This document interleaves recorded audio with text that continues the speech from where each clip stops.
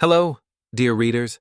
Today, S will summarize the first part of the story, The Real Dragon Magician. A piercing scream echoed. Russell Raymond appeared before the bustling city gates. The gatekeepers were blocking a man. One of them held up the man's ID card and glanced at it, then looked back at his face with a slightly hesitant gaze. Raymond. The guard's mind grew restless. Wasn't he from the nation-building Raymond family? The man's face was covered in dirt, and his eyes burned a fierce red. He was none other than the protagonist, Russell Raymond, a nobleman. The guards looked him up and down, tattered clothing, dusty skin, and bandages still wrapped around his arm. And yet despite everything, his towering physique and noble aura remained undeniable. No matter what he wore, there was a rare beauty that shone through. Why is he dressed like that? Unable to delay him any longer, the two guards handed back his card. You're clear. Go ahead. One guard turned to the other. Hey, you know that guy? Yeah, he's from the Raymond clan, the nation-building family. The first guard looked shocked. What? Then why does he look like that? They began whispering behind his back. A noble dressed like that. Guess the Raymond family isn't all that impressive after all. Yeah, I heard the White Tower is recruiting mercenaries. Maybe he's here for that. No way, he can't be that poor. A noble becoming a mercenary. Russell's expression turned icy at the gossip. He scoffed and disappeared into a quiet alley. So nosy. These bastards. He had entered Camelot the capital, a place of majestic simplicity, peaceful and elegant in design. He walked slowly, blending into the crowd. Before him stood a towering spire, the magic tower where the kingdom's most elite guards assembled. His thoughts drifted to a darker past. He had once worked tirelessly to enter this very place, to save his collapsing family. On the battlefield, smoke and enemies filled every corner, his father's enemies, and the one who betrayed his father from behind. After his father died in a battle against the Empire, he and the others had to evacuate the castle. We ran. I had no choice but to enter the magic tower to reclaim my family's land. Back then, he was just a naive boy crying as he left, yet his eyes still followed the noble figure of his mother. Mother. Around his neck glimmered a small pendant. He cried out, desperate and clinging, "No, my mother is still—" But that was just a foolish dream. Inside the tower stood 3 great chairs reserved for the most powerful mages in the kingdom. Russell now stood before them. I was expelled from the academy, even before I could officially apply to the magic tower. A loud announcement rang out, making his entire body tremble. Russell Raymond. The examiner spoke coldly. "You've failed 3 subjects. This has never happened before in the history of the academy." The examiner continued, his words drenched in contempt. "You might excel at theory, but you'll never reach the 2nd mana ring." Another person chimed in. "You won't be able to withstand mana compression. Why not choose a path other than that of a mage?" Every word struck Russell like a dagger to the heart. Compressed mana. Narrow, weak, incapable of absorbing or releasing enough mana was the cruelest fate a mage could face. Sitting in a corner, his thoughts drifted back to that dark past. And yet, through a twist of fate during his days as a mercenary, he had truly reached the 2nd mana ring. Russell looked down at his hands. "But I'm still nothing more than a 3rd-rate mage." Just then, hurried footsteps echoed within the tower. A staff member emerged and announced, "The temporary job registration for today has ended. Please come back tomorrow." A wave of frustration erupted from the crowd waiting outside. "We waited all day. What do you expect us to do now?" Russell listened quietly to their complaints, demanding nothing for himself. People began dispersing. "I heard the museum is hiring temporary mages. Want to give it a try. Are you serious?" He listened to the gossip from where he sat, knowing they were only looking for 1st-ring mages to clean up. Outside the tower, the scorching sunlight glared down, accompanied by voices full of resignation. Coming here was just asking for humiliation. In that shadowed corner, Russell sat alone, silently observing the scene. His eyes reflected a quiet helplessness as he chuckled to himself. Then, reaching into his pocket, he pulled out a coin pouch. Inside was a single shining gold coin. That was when he made a decision. Then I'll go. His destination was the Grand Louvrium Museum. As the group entered, the museum guide led them through while explaining, "This is the largest museum in the kingdom. You are standing in the Great Hall of the Louvrium Museum. We're expecting nobles to visit this week, so everything must be spotless." Russell stood quietly at the side, listening to the duties assigned. The guide gave instructions carefully, almost anxiously. Please be cautious when using wind magic to clean. If anything is damaged, his expression darkened and his tone dropped low. Be prepared to face the consequences. Russell glanced around at the surrounding artifacts and thought to himself, these are all fakes. Why are they so heavily guarded? He silently followed the guide step by step, until something suddenly caught his attention. He stopped in front of a room and looked up. This place, it feels familiar. The sign read, Mystical Creatures Room. Russell muttered the name under his breath, standing in hesitation before the door, unsure if he should enter. Just then, something strange stirred in his pocket. The object his mother had given him as a child began to tremble violently. Alarmed, he quickly pulled it out. Why is it suddenly shaking like this? In his hand, it was his mother's ring. It quivered wildly in his palm. Mom's ring. A strange aura seemed to fill the room, causing Russell to glance up once more, hesitant and uneasy. Despite his reluctance, his legs moved on their own, as if fate was pulling him forward. He entered the mystical creature's room, unable to resist the pull. Meanwhile, the museum guide looked around in confusion. We're missing someone. Russell Raymond. The guide searched anxiously, unaware that Russell had ventured deeper into the room and was now standing before a massive skeletal structure. The ring trembled harder than ever in his hand, and he could sense a strange frequency. Mother, is there something you're trying to tell me? Please, speak to me. His eyelids grew heavy, closing involuntarily. Within the ring's internal space, memories surfaced, memories of his childhood when he and his mother had once visited this very room. Back then, he was just a cheerful, playful boy. That boy had once noticed something within the exhibit and tugged at his mother's hand, pointing toward a narrow secret path. Suddenly, Russell snapped back to the present, eyes wide, and followed the memory's lead. Before him rested the heart of an ancient dragon. The dragon's heart and the ring in his hand seemed connected. Slowly, he raised the ring. Its shape resembled a dragon's eye. Hesitant and confused, Russell slipped the ring onto his finger. Why was Mom crying? Why did she bring me here? His arm dropped limply as the ring stopped trembling. A primordial dragon's heart. A massive skeleton. What was the connection between them? Russell stood still, silent, then suddenly let out a bitter laugh.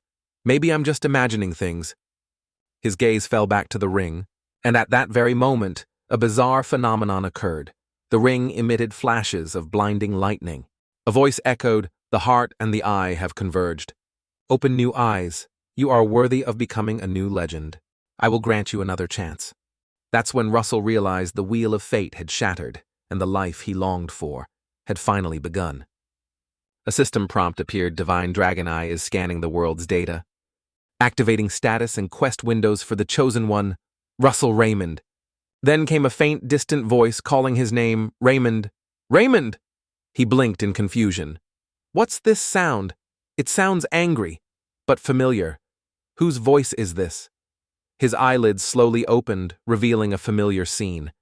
In the blink of an eye, he had returned to his days as a student, right in the middle of a class. The professor slammed a book down on his head, jolting him upright. Yes, he stammered. The professor roared in anger. I don't care if your scores are high. How dare you sleep in my class? You've got guts. Dazed and half asleep, Russell looked up, stunned to see the man before him. Professor Hubert. He glanced sideways at a classmate, but that person had already died long ago. The classmate looked back at him, confused. What's wrong with him? All around, his classmates sneered and snickered at him. What is this? Everything became foggy. Russell raised his hands to pat his face lightly, trying to grasp reality. His lips trembled as he whispered, slowly accepting the truth around him. Have I returned to the past? Harsh sunlight streamed through the classroom windows as he stood there, dazed. Across from him was the same teacher he had once known. But, am I still dreaming? Have I really gone back in time? Professor Hubert stared at him silently, then pressed 2 fingers against Russell's forehead. You don't seem like yourself, but you're still getting punished. Get out. Having just woken up and still confused, Russell was suddenly sent out of the class. He walked down a familiar path. His journey through time had begun. When another eye opens, you will be the foundation for a new myth, so prove yourself worthy for the future of the new myth. I grant you one more chance. Then he understood and affirmed it. Yes, they really did. But then, he suddenly realized the familiar ring on his finger had vanished.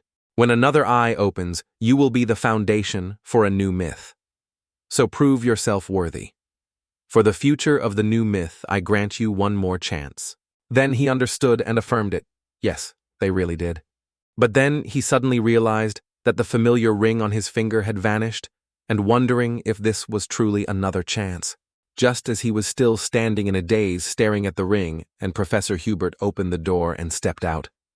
Was it my mother who helped me? Russell thought. Without waiting to speak further, he bowed his head and quietly accepted his mistake. Sleeping in the middle of class? That's not like you at all. I'm sorry, sir, Russell murmured. Seems like we need a private talk. Come to my office during lunch break. Understood. As he walked away, leaving Russell still bowing respectfully, the professor added, I'll be waiting for you. Watching the familiar figure disappear down the hallway, Russell couldn't help but feel a sense of warmth. How long has it been since I last got into trouble at school? But this feeling, it's kind of nice. As he stood there reflecting, a loud voice suddenly rang out. Hey, so the guy who used to bully me is back. Huh? A strong shove hit him in the neck. Russell turned around, visibly annoyed. What kind of sick joke is this? The other boy smirked arrogantly. What joke? One of his lackeys stepped forward, clearly ready to get physical. You seem a bit too relaxed, bastard. Before he could act, he was stopped probably, because he is afraid of… the professors might be watching. The blonde-haired bully turned back toward Russell and taunted, I told you to copy the homework for me, didn't I? And yet you just slept through class. Russell's eyes widened as he recognized the familiar face, Korma Frederick. With a sharp, threatening glare, Korma growled, If you don't want to die, come with us to the restroom now. The three of them left and Russell stayed behind, chuckling quietly. Yeah, stuff like this used to happen. Suddenly, a strange holographic interface appeared in front of him, displaying his own face. What the mission escape from being bullied. Objective. Teach the 3 classroom bullies a lesson. Reward, low tier, mana stone. Russell hesitantly reached out to touch the system screen. Is this an illusion? But it wasn't. It was real, right in front of his eyes. Korma turned back impatient. Hey, what the hell are you doing? Not coming? The tone of threat in his voice was repulsive. You know running won't help, right? We're inside the academy. Then with a sneer. But hey, if you're scared, go ahead and run. Let's see what happens. Russell narrowed his eyes, staring at them. Fine. Plans began forming in his head, and for a moment he forgot the mission. First, I'm going to teach them a proper lesson. After years of surviving as a mercenary, nothing could compare to the killing intent he had once felt from real monsters. The 3 bullies quickly gathered in the restroom, but immature kids in terms of power level. One of them, holding a cigar in his mouth, sneered provocatively. So the little larva decided to crawl in here, huh? Russell looked at him calmly and replied, Of course, you damned cockroach. One of the lackeys growled in fury. This guy's lost his mind. Russell slowly approached the one who had spoken. The boy panicked and raised his fists. Looks like you really want a beating, huh? Without a word, the thug charged straight at Russell. But things were different now. Russell's strength had completely changed. Those punches felt like nothing more than mosquito bites. In a swift counter, Russell landed a heavy blow to the thug's stomach, sending him flying backward and spitting saliva as he collapsed to the floor. Another lackey, enraged at the sight, lunged forward. You piece of trash, he shouted, only to be silenced immediately with a punch straight to the face. Korma stood still, watching as his 2 underlings were taken down in an instant. With a sneer, he muttered, Honestly, and tossed away his cigar. So because you can't use magic, you've picked up some cheap hand-to-hand moves. Russell remained silent, letting the insults pass, as expected from a fallen noble house. Pathetic. Korma then slipped 4 rings onto his fingers. Magic isn't allowed inside the academy, but clearly you have no idea we can still use minor artifacts. Without further talk, Korma charged forward, fist clenched. Die, you low-born bastard. But before the punch could land, Russell dodged with ease and intercepted the blow without effort. He froze, stunned by Russell's sudden, overwhelming strength. In a flash, Russell grabbed his wrist and twisted it backward with brutal force, snapping it. Korma screamed in agony and dropped to the ground, clutching his broken wrist. Russell stood over him, eyes cold. Your friends have already outranked you on the leaderboard, and even your own family gave up on a dumb fool like you. You shy away from anyone stronger, yet always pick on those weaker. Typical coward. His voice grew more biting. And you dare mention my family, you worthless trash. Korma, who had moments ago looked like the predator, now curled on the floor like prey. Russell towered over him like a demon in human form. Wait, hold on, please. But Russell didn't wait. He threw a punch straight into Korma's face, cutting off any chance for excuses. Let me explain, the voice echoed in the restroom. But Russell had already turned away with a razor-sharp glare. From now on, you'd better behave yourselves if you want to stay alive. Leaving the three of them sprawled on the floor, Russell walked out of the restroom, only to slump down against the hallway wall. Exhausted. Did I go too far, he whispered, a flicker of regret flashing in his lifeless eyes. My eyes, they're so tired. Then, as if responding to his thoughts, the system interface popped up once again, piquing his curiosity. Low-tier mana stone, consumable. A small, sharp crystal appeared in his palm. Russell stared at it. Consumable. Does it want me to eat this thing? He turned it over in his hand, hesitant. Seriously? Eat this? Even cavemen didn't eat rocks. Despite his doubts after a moment of internal struggle, he made his choice and popped it into his mouth. The system chimed immediately. You have absorbed a low-tier mana stone. He chewed cautiously, noting the odd texture and taste. Maybe this really is an opportunity, like getting a second shot at life. The moment he swallowed, a surge of power burst through his body. The energy from the crystal ignited instantly. Notification. You have obtained mana from the mana stone. A powerful force was coursing through him, making Russell feel pain deep in his soul. Wallowing the mana stone had triggered a surge of intense energy within his body. He could slowly feel it, mana spilling out from him. Notification. The mana in the circle is increasing. His heart pounded wildly as the magic circle absorbed the energy.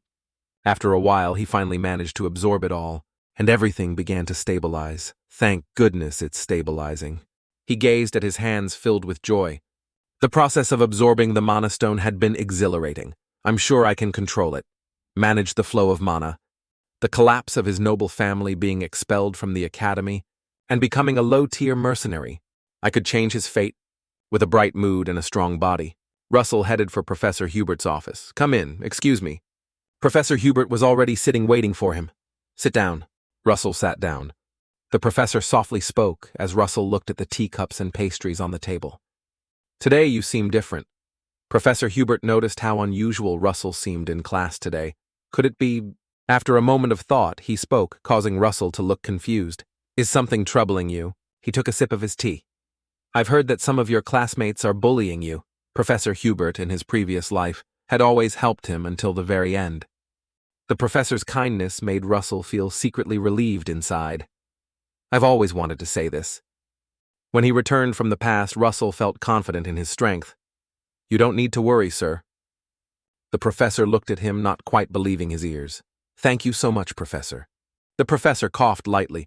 As a teacher, it's my job to take care of my students.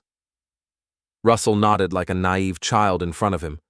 At that moment, the professor handed him a book. Since you slept during class, you'll have to be punished. Professor Hubert opened the book to a page. It won't be easy. Write an analysis report from pages 62 to 74 of the Advanced Element Research. Then he closed the book. This is a section even the senior students struggle with. The system interface appeared. Notification mission complete. Professor Hubert's assignment. The reward depends on the level of completion and Professor Hubert's level of satisfaction. Reward.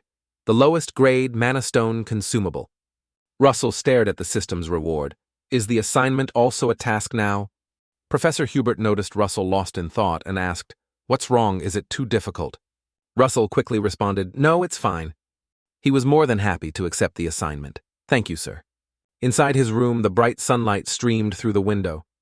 Russell sat wearily in his chair. The analysis assignment given by Professor Hubert was almost complete. It wasn't difficult. In his previous life, due to his limited mana, he had buried himself in theoretical studies to make up for it. Even as a mercenary, he never stopped learning. Remembering those days, he gazed out the window in silence. But in this life, there was something just as important as studying. It is training his mana flow. Mana flow is the path through which mana moves.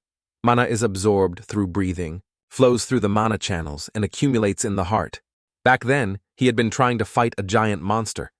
It kept attacking him relentlessly. Russell struggled to defend himself against its blows, and from that, he learned how to create magic and conjure a fire spell. In other words, the stronger the mana flow, the more mana could be gathered and released faster. The monster continued charging at him. At that moment, Russell realized he couldn't withstand much longer and quickly used his shield. Suddenly, he glanced at the monster charging toward him with immense force, crashing into a large stone. But the stone shattered. His mana flow was incredibly narrow and weak, and he was slammed against the wall. Behind him, a glow emanated of the mana flow. He could feel it. Suddenly, Russell was sucked into a deep pool. Did heaven pity my unfortunate fate, or was this just luck? He lay collapsed on the cold ground. After regaining his senses, Russell quickly propped himself up on his hands and sat up. His gaze fell forward, staring into the vast space, a historical ruin of unknown origin. Inside, there were 2 spellbooks. He quickly reached out to grab them. The abundant flow in the wizard's body. Outside, a hurried footstep was approaching. The abundant flow helped strengthen the body and amplify the mana flow. The wizard's body replaced muscle bundles as part of the mana flow. In other words, the healthier the body, the more stable the mana flow. When he had a grown-up body, not much changed. But now that his body was still developing, the results would be more noticeable. This time he would succeed and narrow the mana flow. Beneath the sunset light on the school grounds, he pushed himself to practice until exhaustion. After a while, he gasped for breath. "I'm so tired. I think that's enough for today." The system appeared: mission practice, the ancient magic overvein. Run 5 km, current achievement 0.05 per 5 km. He stared at the screen, disappointed. The system had been silent until now, suddenly appearing with this notification. When practicing overvein, you can repeatedly do this mission once a day. The required distance will change based on the level of overvein. Once a certain level is reached, this task will no longer appear. He quickly withdrew his hand, feeling rushed, sweat dotting his face. "All right, I'll run. I have to make the most of this opportunity. I can't just sit here." He ran for a while, the distance increasing. His legs trembled, and his body went numb, feeling like he was about to collapse. But the number on the system still wasn't enough.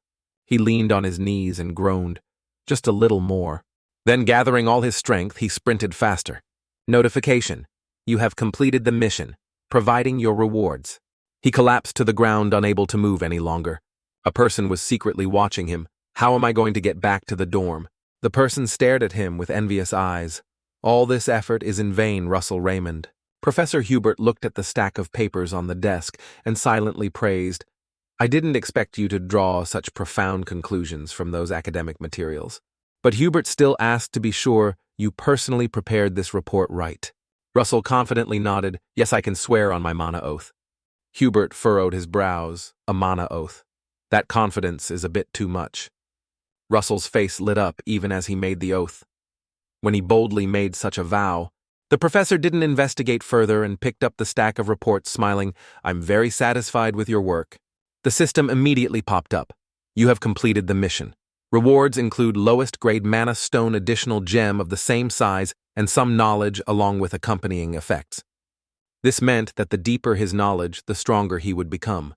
Russell's red eyes turned to the professor. "If that's the case."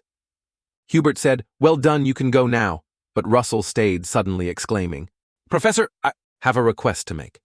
"Do you want to use the faculty library, may I ask?" Why, Hubert was a bit curious. "The student library already has enough books to meet your needs." Russell calmly responded, "I've read all the books there already." The professor's finger trembled in disbelief. "All of them?" "Yes." He leaned back in his chair. "I can't believe it. But still, using the faculty library is a different matter." He interlaced his fingers and became serious. "I'll see if you qualify." Russell knew this was his chance and eagerly agreed. "Yes, I completely agree." Thanks to that, his system window was now filled with assignments from Professor Hubert. Sitting under a green tree, he sighed quietly. "I can't believe he gave me so many assignments. Ha ha ha, well, he's strict after all." Sweat dripped down his face and he wiped it away, but the more one understands magical theory, the stronger they become. He made a firm resolve: I must obtain the advanced knowledge from the faculty library at all costs. Russell opened a glass jar and drank water. The reward for completing the mission was a mana stone. He could kill 2 birds with 1 stone. Suddenly someone appeared and called out to him in annoyance. Russell Raymond. And Ton appeared with his annoying lackeys. I heard you carry a cursed mana flow, but it looks like you're a training fanatic. One of my friends suffered because of you. Russell wasn't afraid. You're here for revenge, huh? And Ton scoffed revenge. He scowled and insulted. Stop dreaming who would want to take revenge on a useless loser like you. Russell coldly glanced at them with his red eyes. Just trampling you is enough. And Ton walked past him, deliberately brushing against Russell's shoulder. See you in class. One of his lackeys ran after him and asked, Aren't you going to deal with him now, idiot? There's no audience here for us. A breeze blew, and Russell's scarf and hair fluttered. He thought to himself, the class. The thing Ton mentioned was the practical magic combat class, a place where students are graded based on the results of mock combat matches. Russell clearly remembered how miserable he had been in that class. It was where he had been looked down upon and bullied. And Ton stood before him, surrounded by flames, grinning with sinister delight. I can't believe I forgot those memories. But things were different now. Russell no longer cared about those things. He was prepared. The system appeared mission. Achieve the second circle. Increase the level of understanding of the attributes you currently possess. Russell diligently studied theory and focused on writing his essay. He also trained his body, sweating profusely but not stopping. Russell handed a large stack of assignments to Professor Hubert. Notifications about rewards from the system flooded in. That night, Russell stood before the desk staring at the small stones he had placed on it. He had the mana stones. His hand hovered over them, but paused. Can my mana flow control these stones? His eyes widened as he thought, cold sweat dripping down his cheek. He closed his eyes to calm himself and reassured himself, I just need to trust in what I've practiced so far. Russell bit into the mana stone, devouring it greedily. At first, there was no reaction from his body, but soon a surge of magic ignited within him like a flame. A burst of white light exploded around him, making him stagger. His eyes turned completely white as he felt an intense heat enveloping him, his body seemingly on fire. His legs buckled beneath him, and the fiery mana flow surged uncontrollably. He knew he had to quickly establish a mana flow. Holding his face, he focused and determined the mana flow. His hand touched his chest, gathering the core strength at the center of his body. He gritted his teeth and concentrated, following the steps to initiate a new circle. His heart pounded amidst the flames. The mana circle was intricate and growing larger by the second. If he failed, his heart wouldn't survive. The magical circle grew more complicated, expanding further. Russell took a deep breath, reassuring himself, I've made my decision. He continued to breathe steadily, gathering the mana flow into the core, his hands trying to steady the magic without disrupting it. No matter what, I must complete this. Suddenly, a mana pillar shot out through the window into the night. Russell felt an entirely new sensation, realizing that he had succeeded. Mana gathered in his chest, flowing more evenly. But he was utterly exhausted and collapsed. A single thought kept circling in his mind, the second circle. Russell fell to the floor as mana still swirled around his heart. The system notification appeared. You have completed the mission and received the reward. Your understanding of the fire attribute has greatly risen. The power of your fire magic has been enhanced. His knowledge of other attributes appeared in a similar fashion. After a long night of leveling up, the morning sun shone into Hubert's room. Hubert sat at his desk, his tone serious. Excellent. I didn't expect you to finish all the tasks I gave you. All right, here's the final question. He carefully considered before asking. The question was more basic than the previous one's practical. Hubert then spoke, among the 4 structures that constitute magic, which one is the most important? Russell's face showed surprise, and he didn't immediately answer. Professor Hubert grew impatient and said, right. I'm asking a question I only recently found the answer to myself. He slammed his hand on the desk, preparing to change the question. Never mind, I'll ask a different one. But Russell spoke up before Hubert could. The answer is... Hubert froze after hearing Russell's answer. He thought in shock, how does he know the answer? Russell calmly faced his professor and responded. The answer was brief, but difficult to find, and yet Russell said it with a composed expression. Hubert's hand gripped the desk tightly. He adjusted his glasses and asked, Why do you think that? Russell's eyes darkened slightly when asked. He looked at his palm and answered, Magic is... He mentally visualized a zodiac circle. Magic allows the materialization of something into the real world using mana. The world categorizes this process into 4 levels. The first is synchronization, where one learns the laws of natural phenomena. Then comes mental imagery, where one reimagines what has been learned inside the mind and builds formulas to develop visual representations. Finally, there's deployment, where magic is manifested through the understanding of the formula, which can be learned through effort. However, mental imagery cannot be attained just through effort. Breaking personal limits to reach free imagination is key. Through courage, that is what defines the level of mental imagery. In his mind, Russell imagined holding a flame. This is a flame. He closed his eyes and began to control it. If he treated the flame as an arrow, it would immediately take form as a fire magic projectile. The mana soared above him. But if he imagined something else, it would turn into something completely different. In the shadow of Russell was an image of a withered branch. If his imagination was not limited, suddenly a crack appeared, the darkness shattered by the breaking of a strange creature, leaving flames in its wake. He could even create things that didn't exist in this world, impossible fantasies. His words silenced Hubert. It was true. A small flame appeared in the palm of Russell's hand like a shadow cast by the sun. He clenched his fist, making the flame vanish, or icy heat. Everything originates from understanding the world. Russell looked forward with confidence, but ended by disrupting the rules of the world. His thoughts were no longer immature. Instead, they reflected a deep understanding of magic that was the essence of magic. Hubert gazed at his determined eyes and muttered, "This child, just as I thought." Professor Hubert smiled and said, "The Academy's library is too small a world for you." With his approval, the system notified Russell that the mission had been completed, granting him access to the departmental library. Bookshelves towering higher than him surrounded the area. As he observed, Russell marveled at the size of the library. The first floor was already vast. The gentle sunlight filtered through the glass doors. Every space here was neat and clean, a stark contrast to the student library. He picked several books and placed them on the table: three-dimensional magic projectiles, advanced magical herbology. Russell happily opened one book and began reading. It was very practical. His eyes gleamed as he absorbed the information, not neglecting the basic theories of magic. Suddenly, a pair of unfamiliar high heels approached Russell, but he remained focused on his book.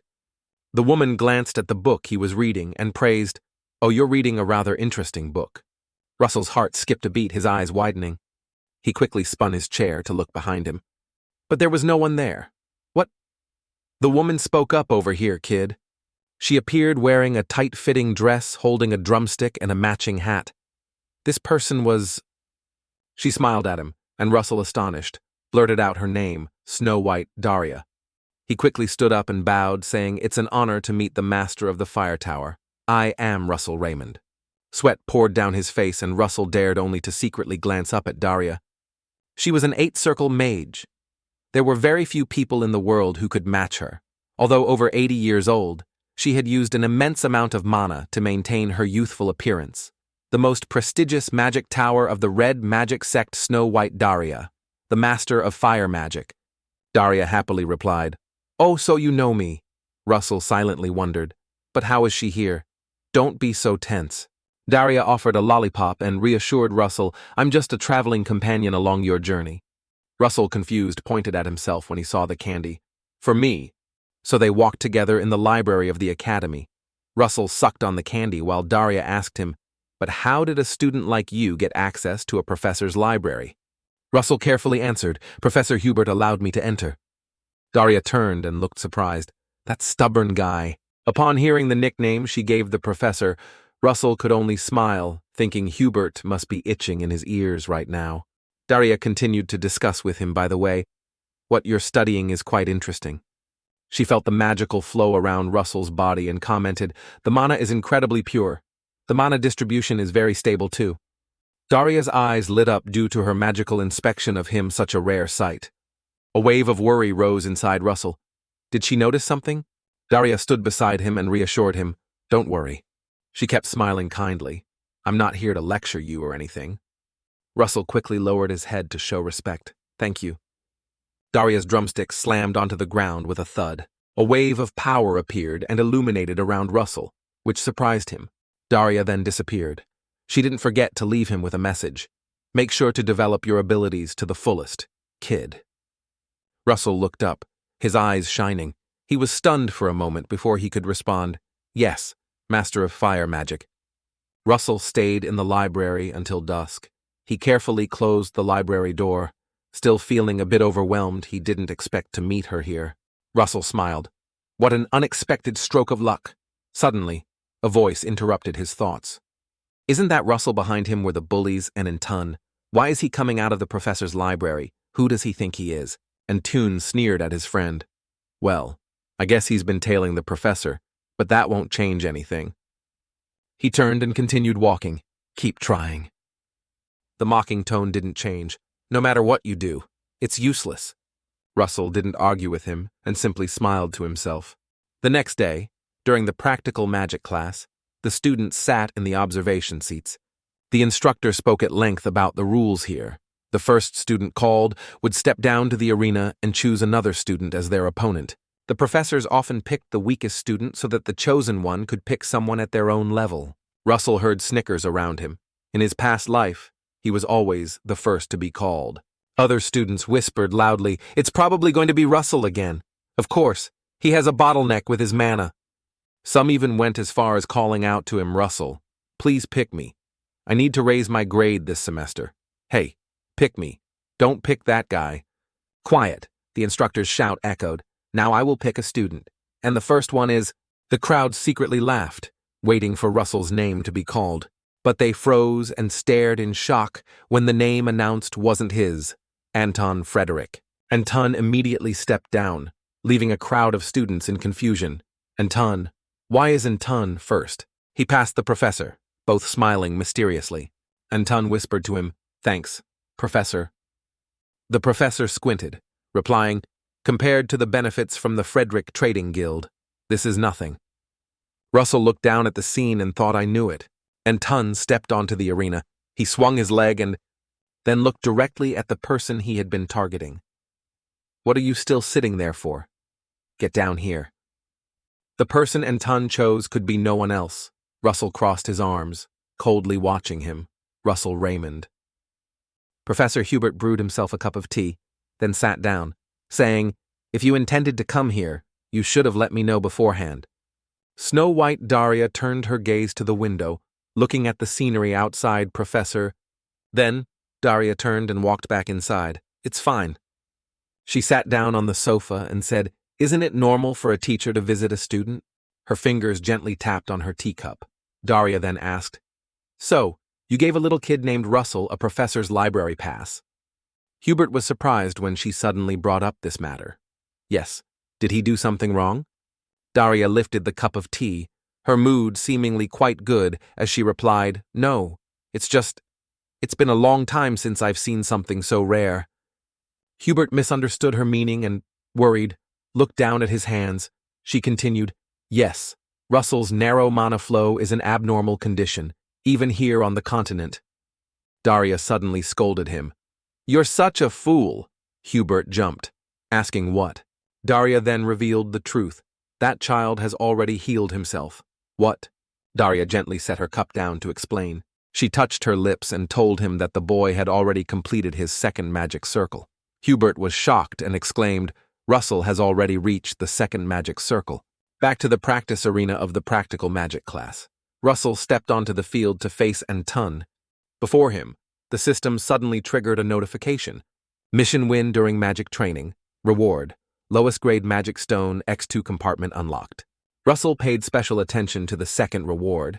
He smiled, thinking, a space compartment, a magic only the wealthiest mages can use. It would be really useful for storing mana stones. At this moment, Anton began speaking with taunting words. "Hey, Bug, don't you realize the situation you're in?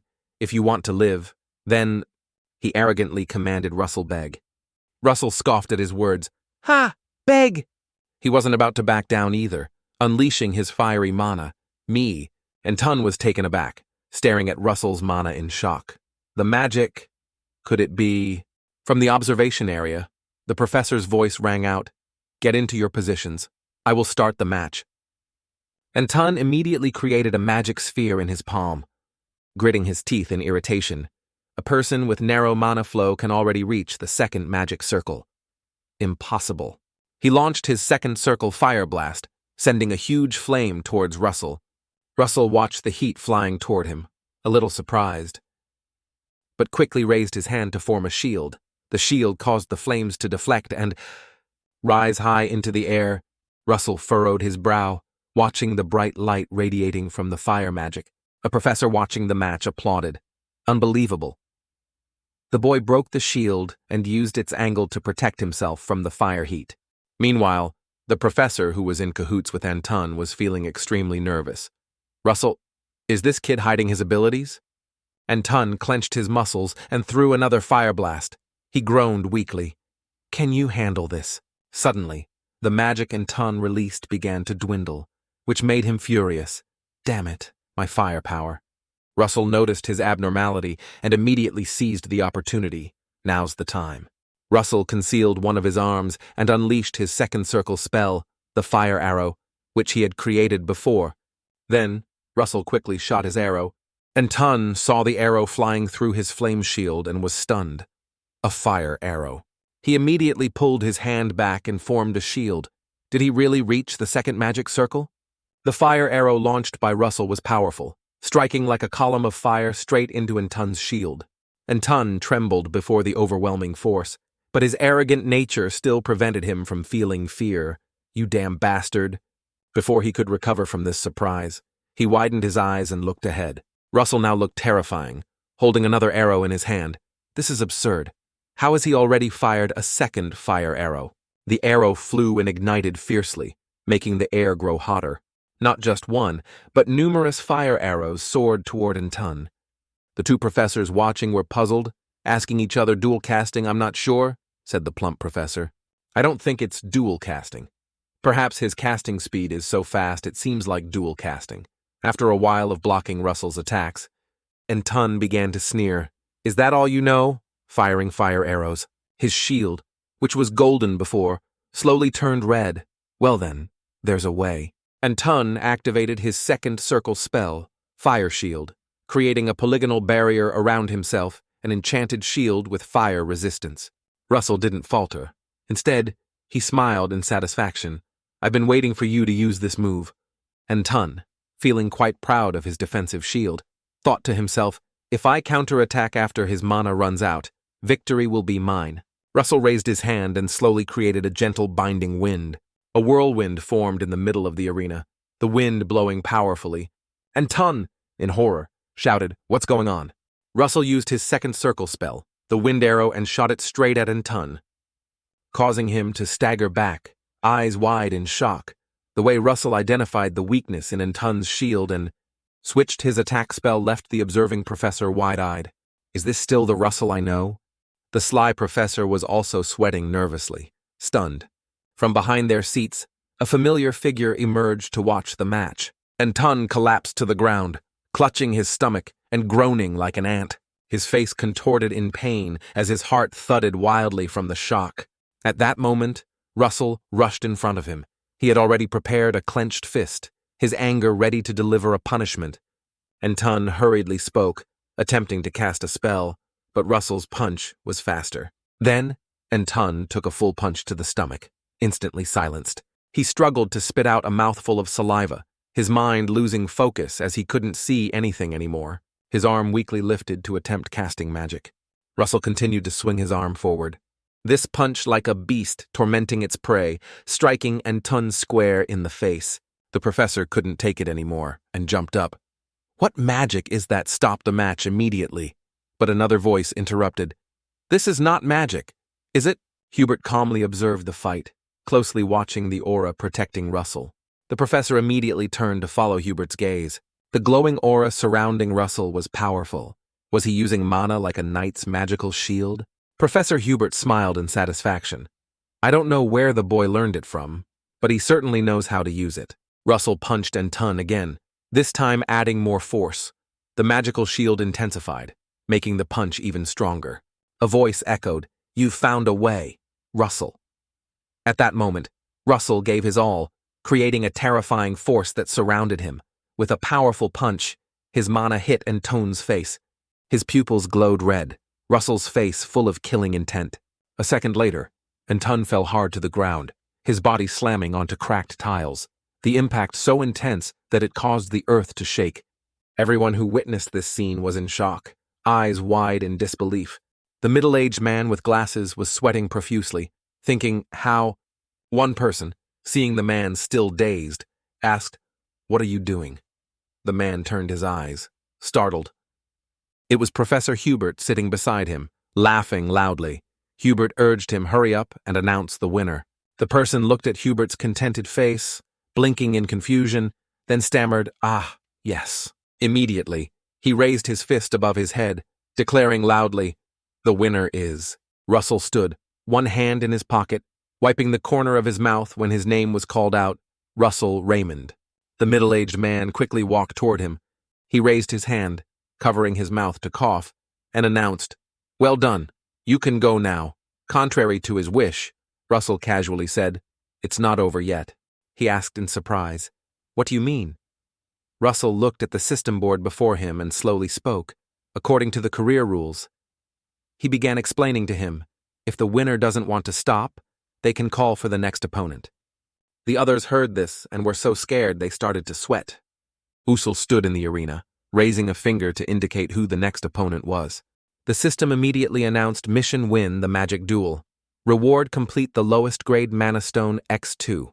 There will be additional rewards in the case of consecutive wins. His pupils turned red again. Russell smirked, challenging. Come on. Not long after, Professor Hubert held a cup of hot tea in his hand, standing by the window, muttering, 14 consecutive wins. Huh. He looked down at the pile of papers on his desk, silently admiring. He's quite sharp. He pondered, realizing that, even though he had only met Russell once, he could already see the potential in his mana. He looked at himself through the teacup and wondered, how did that kid develop so quickly?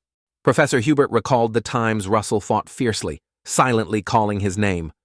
Russell Raymond. Meanwhile, on Russell's side, the system continued to notify, you have completed the mission. Reward compartment has been unlocked. From now on, rewards will automatically be inputted into the compartment. You have received mana stones. Such messages appeared one after another, ending with one final message.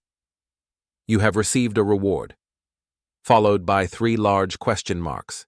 This message confused Russell, making him turn to look at it. Less than a second later, the compartment opened before him. Russell looked at the purple circle and was somewhat surprised. A reward in the compartment. He slowly reached into the mysterious compartment. Suddenly, he noticed something strange that left him speechless. Russell pulled out a long, ancient map with a red 10 marked on it. Russell hesitated. Is this a map? The system quickly displayed mission go to the location marked on the map and complete the mission assigned there. When you approach the location, the lights will guide your way. Unknown, reward for passing the trial. Intermediate grade mana stones X5. Warning, try after reaching the 3rd circle. Russell read the last line, pondering.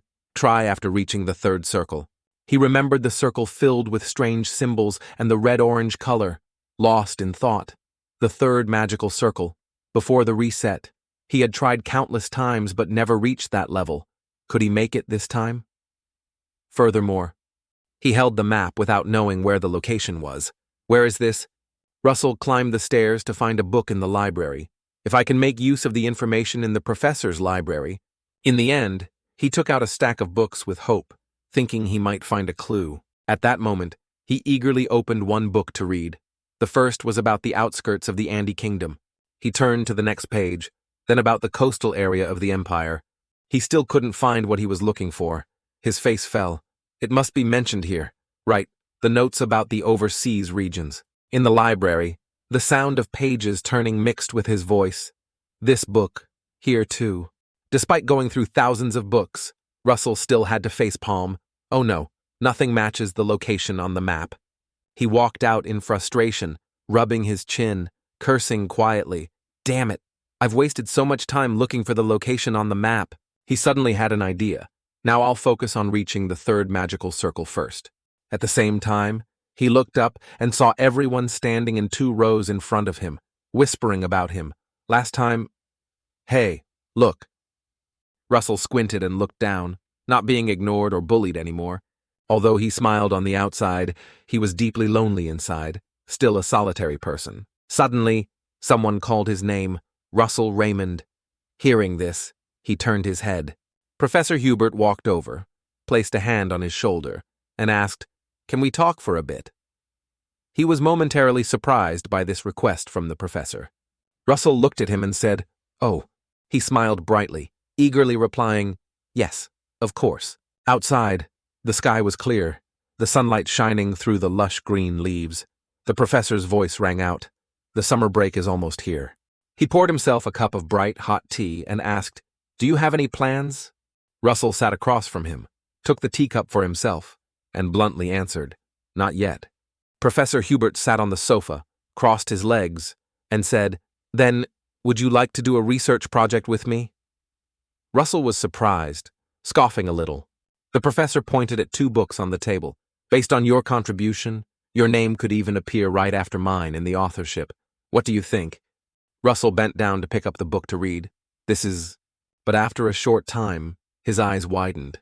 Professor Hubert found his reaction confusing. "Russell, what are you thinking?"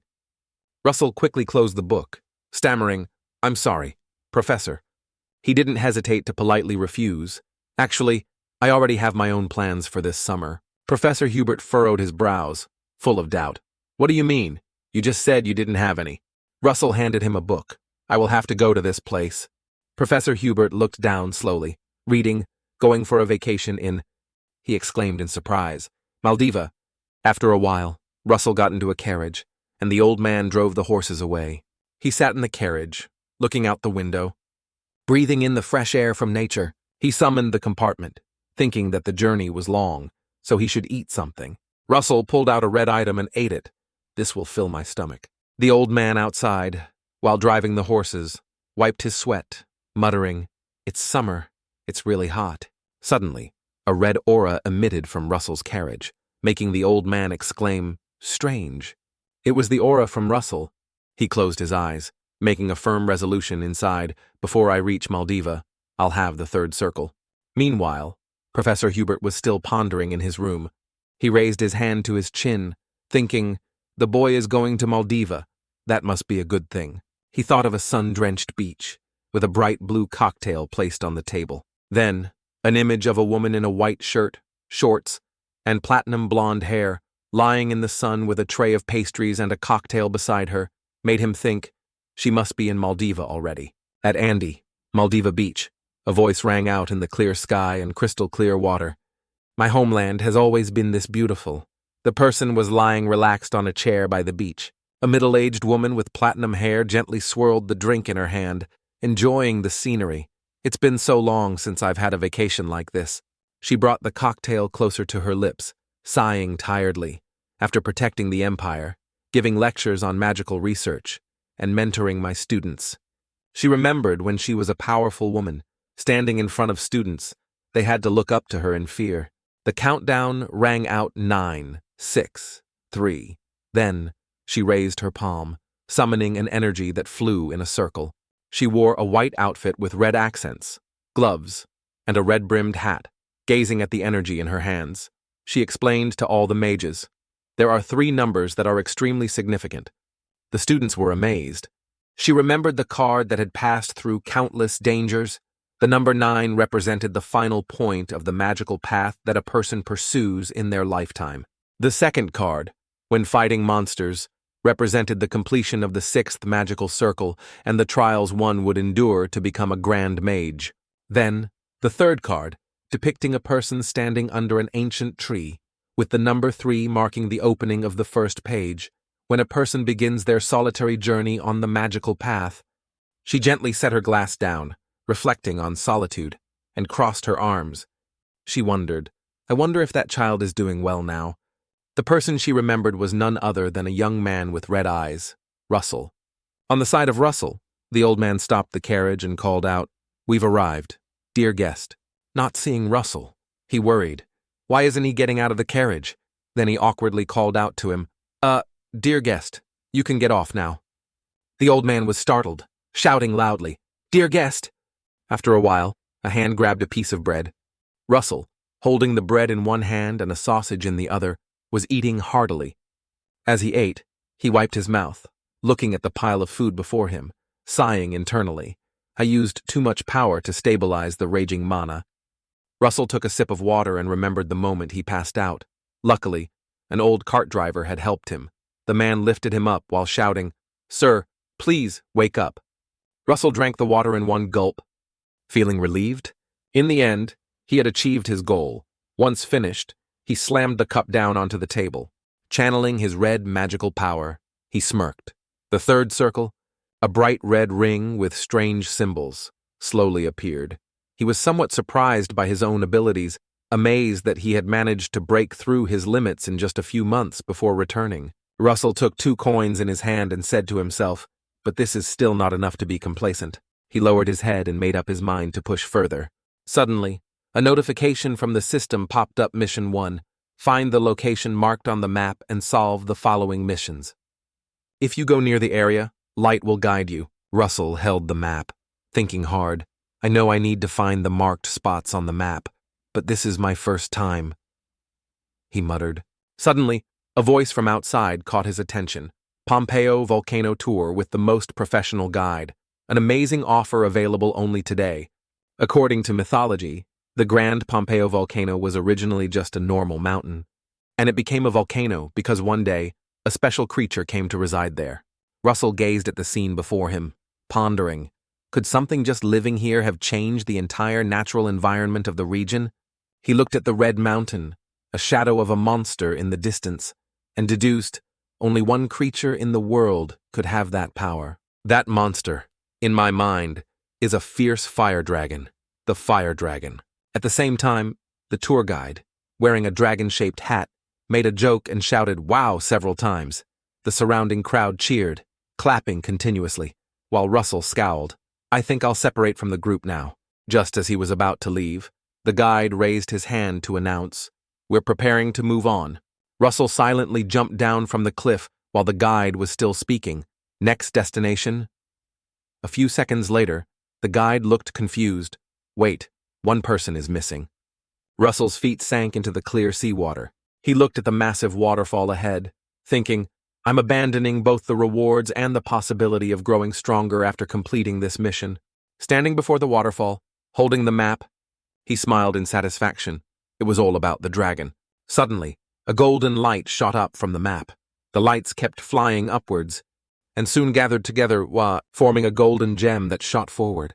Leaving Russell stunned, he watched as the strong light streaked across the surface of the water and wondered, could this be the guiding light? After a moment, it plunged straight into the water. Russell sighed. Ah, it's in the waterfall. He quickly gestured behind him, summoning a glowing circle. He shouted, "Wind arrow!" Immediately, his weapon materialized from the circle, piercing the waterfall to clear his path. Russell seized the chance and flew inside. As he walked through the cave, he patted his head. Who would have thought there'd be a cave made of lava in here? He continued his search, but after walking a short distance, he grew concerned. The rules said I should wait until I reach the third magical circle before trying, but I don't see any monsters or beasts in here. Russell stopped at the corner of a wall. He looked up at some walls that appeared to be built for defense, but were now abandoned. He wondered, a ruin. He placed his hand on a pillar, vines climbing it, and wondered how long it had existed. Suddenly, a strange sound made him perk up his ears.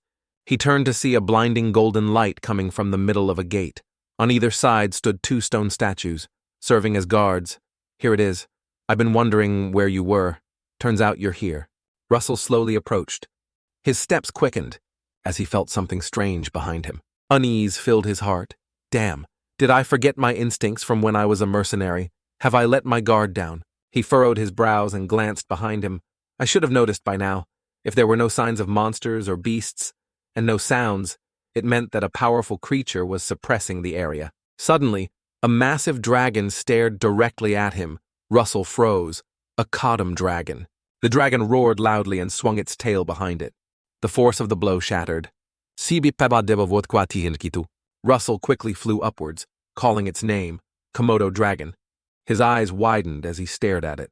This is a creature that would take at least 2 mercenary teams to handle. Just as Russell landed on the ground, the dragon charged at him. He quickly devised a plan. The only thing I can do now is run. He opened his palm, summoning his emerald magic power. His feet firmly planted, his hands crackling with green lightning, he prepared his ultimate move, Magical Circle 2, Lightning Arrow.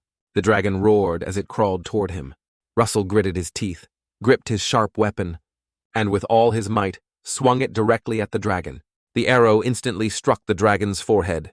The dragon stood up, howling in pain as the lightning surged through its body. Russell seized the opportunity to dash away. I'll buy some time with that move. Russell ran toward the gate. I'll head straight for the stone gate. Suddenly, two spears crossed to form the word person. A voice echoed. Prove that you deserve to enter the gate with your mana. Russell gaped at the scene, cursing. What the hell? He glanced at the dragon that had chased him, letting out a terrifying roar, and now I'm blocked by these two spears. He thought to himself, I can't get through. Russell stomped his foot hard on the ground, creating a burst of red energy. If I can't dodge... He raised his left hand, with his two right fingers touching his left wrist, forming a golden arcane energy. His pupils turned yellow, and his entire body was enveloped by a deadly red aura. Then I just need to make my own path. A rocket arrow slowly formed from his wrist, surrounded by the red aura. Russell drew a magic circle and muttered, Fire missile. The red gem on the gate slowly began to absorb his red mana. Suddenly, the dragon widened its eyes, seemingly affected by something, and stopped, lowering its head. Russell launched the fire missile at it, but the dragon remained motionless. He was puzzled. Why did it stop? The dragon suddenly stood up straight, startling Russell. It stomped its foot hard on the ground, its pupils looking down, and its body collapsed. It bowed its head before Russell, making him even more confused. What's going on? The two spears in front of the gate opened. A voice rang out. You have proven yourself. The gem on the gate blazed brightly. It emitted an incredibly strong aura right in front of Russell. After a moment, he held his head and groaned. My head. When Russell opened his eyes and looked around, he was surprised. The scene had changed. He placed his hand on the crystal-clear ice sheet, through which he could see his own reflection, and softly asked, Ice. He knelt on the icy floor, surrounded by massive stone statues, confused as he asked, Where am I? He looked around. Is this a teleportation spell? I was just in a cave. Suddenly, a strange sound caught his attention. He looked up to see a strange red weapon glowing, chained by several loops of chains, muttering. That is, at that moment, a system notification appeared. Mission 2, defeat all the ice golems in the area and clear the Trial of Fire. Reward, intermediate grade mana stones X5. He froze in shock. Ice golems? Russell turned to glance at the side. The stone statues began to move. He muttered, The golems are the ones, breaking the ice layers on their bodies forcefully. The ice golems immediately surrounded the small Russell. He was horrified. Do I have to defeat all of them? Without wasting a moment, he summoned the fire missile in his hand and swung it to the side. Damn, this is getting pretty chaotic. The bright red missile shot off at his command, heading straight for the chest of one of the ice golems. He watched as dust and smoke filled the air after the impact, mentally calculating, to kill a golem, I need to destroy the core inside them. The fire and ice turned to ash in an instant, but a thought flashed through his mind. The golem he hit earlier suddenly sat up. He looked at its chest and felt worried. I only made a crack. Russell gritted his teeth, looking at the situation. How hard is the ice they create? He raised his hand again, summoning another arcane energy. If fire doesn't work, the winds around my hands will, so I'll use wind. But something made him stop. What?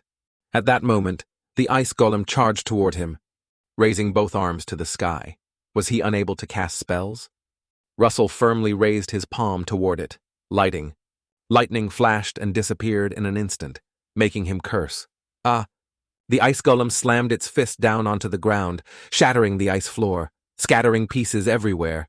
Fortunately, he managed to dodge to the side. Russell stepped back a few paces, his face scratched from being hit by flying ice shards. He thought of the system notification earlier. A line of text caught his attention. Defeat all golems in the area and clear the Trial of Fire. The ice golem raised both arms again, aiming to grab him. He dodged while thinking, Fire trial. I guess I can only use fire magic. Suddenly, his foot kicked a stone, and he staggered. Leaning against the wall, the ice golems marched toward him. Russell held his shoulder, his body shaking. What a terrible hobby. He wiped the blood off his forehead. He quickly summoned the magic circle for the fire missile again. His brow furrowed, and his eyes sharpened. All right. He ignited himself with flames, causing the golems to stare at him in confusion. He firmly declared, "I will do it." Blazing magma streaked out. It was launched violently from the crack in the golem's chest, creating a huge explosion that enveloped the area in smoke. Russell was forced to run to the corner of the wall to avoid contact. The golem looked up in surprise, but then Russell's pupils widened.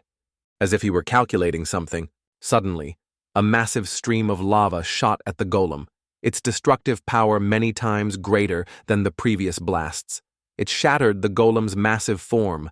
His arm remained in the attack stance from earlier. He was breathing heavily, thinking, "I've only dealt with 2 so far." Still lost in thought, he added, "At this rate, I'll run out of energy before I defeat them all." As he pondered, the golems began to stir again. Part of Russell's face was covered in blood, and his body looked exhausted. "I need to find another way." One golem swung its massive fist toward him. The impact created chaos, forcing Russell to turn and flee. He was thinking about how to solve the situation when he imagined something. Behind the golem, a soldier appeared, wielding a weapon. The soldier was breaking something of another soldier to immediately shatter the thick ice of the golems. "I need to focus my strength in one point." Suddenly, Russell's eyes widened. "Maybe I've figured it out. The answer is density." He acted while thinking. First, he would run far to cast his magic. He moved quickly to a new position, his speed so fast that no shadow remained behind. He ran behind the golems and placed both hands in front of him, horizontally, preparing for the fire missile. In between his hands, a spark appeared, resembling a weapon. With a formula to amplify it outward, he quickly followed through with his thoughts. The fire spark grew larger and kept upgrading. "I'll add the formula to simulate fire and thunder." The end of the spark began to glow red, and more sparks appeared in similar shapes.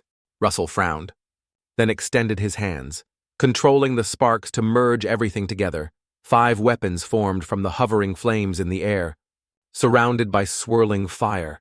His thoughts peaked at that moment. Compression formula. Russell pushed the 5 weapons together with both hands. His eyes were wide open as he focused all his energy into his hands to combine everything. Suddenly, the golem's foot stomped, creating a shockwave that shook the ground. It raised its arm, preparing to strike at Russell. He was still struggling with the 5 weapons and yelled, "Damn, please, just combine already." Then, a burst of light shone from something, and Russell's hope seemed to have come true. The legs of the golem earlier seemed to have lost their stability. The other golems now looked up and saw a large hole in its chest. This caused it to begin losing its arms. Pieces of the golem shattered and fell everywhere. Russell was now firmly gripping the spear that had just been fused in his hands. His pupils turned yellow. It glowed brightly, standing out among his other features. He held the spear out in front, his gaze somewhat indifferent as he looked far off. The system displayed a notification. "Your understating of intermediate fire elements have transcended beyond limits. Your understanding of the intermediate fire element has significantly increased." Russell turned his head slightly to glance at the spear, now towering above his head, and thought that he could feel it. Its power was at least on par with a level 5 magic circle. He gripped the shaft of the spear tighter.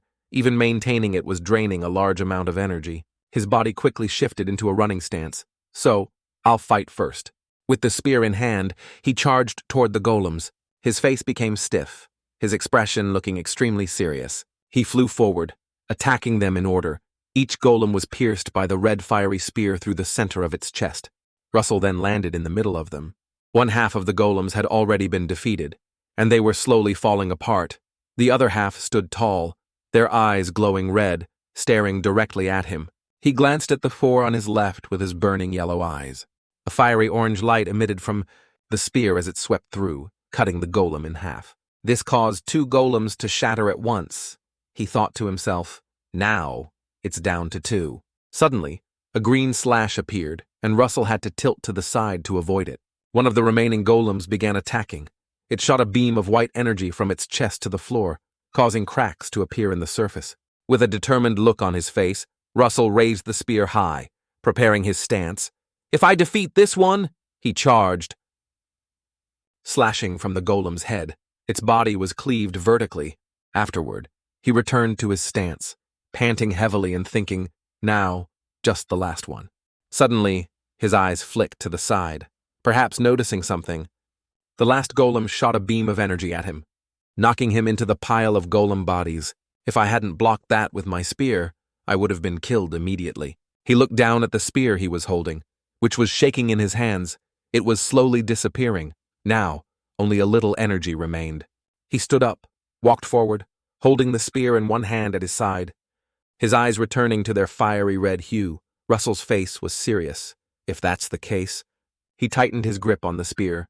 His hand pulled the spear back behind him, preparing for another charge, shouting, "This is my final attack." The golem's mouth opened wide, seemingly retreating.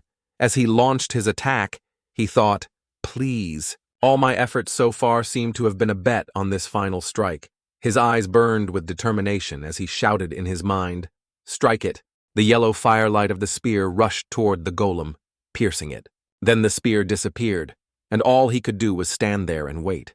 The golem appeared faintly, surrounded by white smoke and red flames. Russell stared at it, a large hole now torn through its chest. Finally, the golem was destroyed. With a tired expression, he said, his eyes nearly falling as his face seemed to be sinking. "I did it." His body collapsed onto the chaotic floor. The system displayed a notification. "You have completed the mission.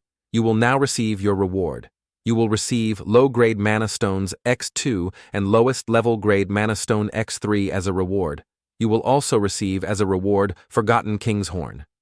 At that moment, the status display showed a message you have obtained as a reward. The red object, chained up, began to stir. As it fell, the chains snapped apart. The red object within ignited, flames erupting as if it wanted to burn everything. The status display showed Forgotten King's Horn, Fire's Essence. Immediately, the horn that had been burning emitted a blinding light, enveloping the space. The young man, his face still marked with wounds and blood smeared across his face, lay unconscious.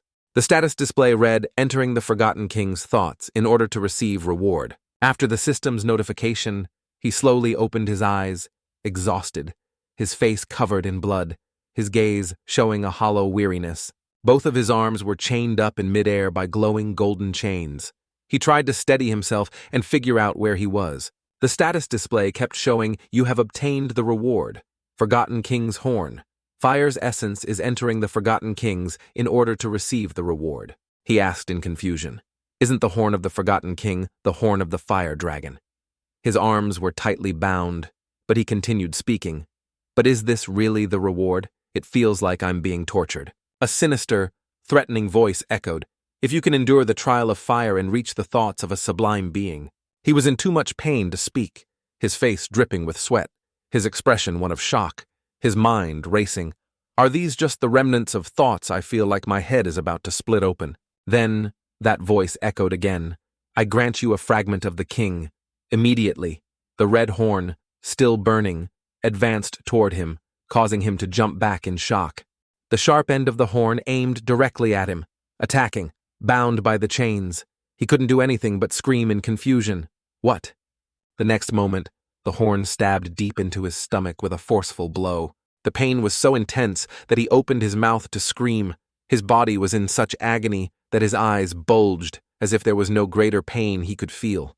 The horn continued to pierce deeper into his stomach, even as it burned with raging flames.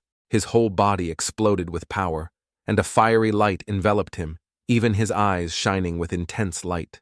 He screamed in agony, but against that pain, the voice echoed, "Use this power." His body was filled with strength, erupting in a blinding light. He continued to scream in pain. The light surrounding him as it illuminated the entire space. Behind the light, a dark dragon appeared, gazing at him, overcoming the pain. The sky brightened, the ocean waves crashing in the refreshing air. He lay sprawled on the sandy shore. When he awoke, he smelled the salty sea air. Looking around in surprise, he stood up, wiped the dirt from his face, and thought to himself, "What? Where am I?" He looked toward the distance and saw buildings with blue rooftops that matched the surroundings. Is this Maldiva? He brushed his hair and wondered, what happened here? The status display kept showing messages. "You have absorbed the Horn of the Forgotten King and reached the limit. The mana capacity you can absorb has exceeded its limit, unlocking a new potential. Your intermediate understanding of the fire element has reached its limit and will become advanced knowledge of the fire element. He read through the messages seriously, then clenched his fists. A massive amount of red mana surrounded him. He looked at the red energy, thinking, "Is this my mana? I'm almost at level 4 magic now." He sighed in relief and said, "Compared to what I went through, this reward is top-notch." Suddenly, a voice caught his attention. "Nice to meet you here, Russell," said a middle-aged woman with platinum hair. He saw her and immediately spoke. Lady Daria Snow White. They were standing near a drink stand, and she spoke first. "I sensed a sudden surge of mana, so I came here to check." She handed him a drink and noticed him. He smiled and said, "Thank you. I didn't expect to run into you here." The tower mistress. She gave him a sharp, evaluating look. This boy almost reached level 4 magic in such a short time. She continued analyzing. His mana is even purer. He's basically a genius. He set the drink down and asked, "So, what brought you to Maldiva, tower mistress?" She looked toward the sea and the tall buildings and replied, "Not many people know, but this is my hometown." He was surprised and asked, "Your hometown?" She answered, "Yes, that's why I come back here every summer. But Russell, what brought you here?" He looked at her and thought that it was too soon to tell her the truth. He scratched his head, then placed his hand on his chest, saying, "I came here to learn more about the world." She replied, "Oh, I see." But in her mind, she thought, "Should I test this boy's abilities?" She handed him the drink and said, "Do you mind helping me with something?" He was confused. "Huh." She snapped her fingers, and fire particles surrounded him. His body was enveloped in flames, and he was a bit startled. Then, an emblem appeared on his cloak. He looked at it, thinking it was the emblem of the fire tower. She continued sipping her drink with a smile and said, "Don't worry, it's something you can handle." The status display showed, "The mission is Daria Snow White's test. Help her fight off the human trafficking ship pirates at Maldiva Harbor and pass her test. The reward for completion is intermediate, grade mana stone." He was a bit surprised after reading the message. Pirates on the ship. Some people were talking. She said to him, "I guess you figured it out already, but Andy forbids slavery." At that moment, there were people locked up in the prison, with soldiers guarding them. "That's why we don't allow human trafficking ships to dock at our port." On the ship, the traffickers were unloading goods, she continued, "but unfortunately, some ships have come close to our port to dock. Some even tried to anchor near Maldiva." The two of them were now on a mana-powered boat. She clarified everything to him. "Of course, I could handle this myself," she said, her tone a bit more serious now. "But the purpose of this plan is to rescue the victims and seize the ship. It needs a detailed plan," he responded. "So we need to lure them into an attack." She praised him. "You caught on quickly." He was deep in thought, looking at the large ship not far away, thinking, if the tower mistress asks for help, hundreds of mages will rush in, even barefoot. She had already used mana to target the ship ahead. He continued to think, analyzing the way she specially asked him for help. This was definitely a test. The boat was nearing the ship. She called out to Russell, and then turned to give him some final instructions. "What happens from now on might be too much for you." She spoke seriously. "But the path of a guardian is not always smooth and glorious." He listened carefully to her words. She turned back, smiled, and said, "This is just another fate for us mages." Then she stepped onto the boat's railing, jumped onto the ship, and called back to him, "Now I will attract their attention, and you will go save the people." She darted away to follow the plan that had been set between them. He seriously considered the words she had just spoken, the path of a bodyguard. She flew up high above the ship, looking down, and then grinned with satisfaction, holding her staff. "All right, time to cast right here," she said. Then she emitted a powerful flow of mana from her body, her eyes glowing as she cast a spell. In the next moment, the sky around the ship blazed with a blinding light. She stood in midair, controlling the mana while shouting down at him, "Go ahead, kid."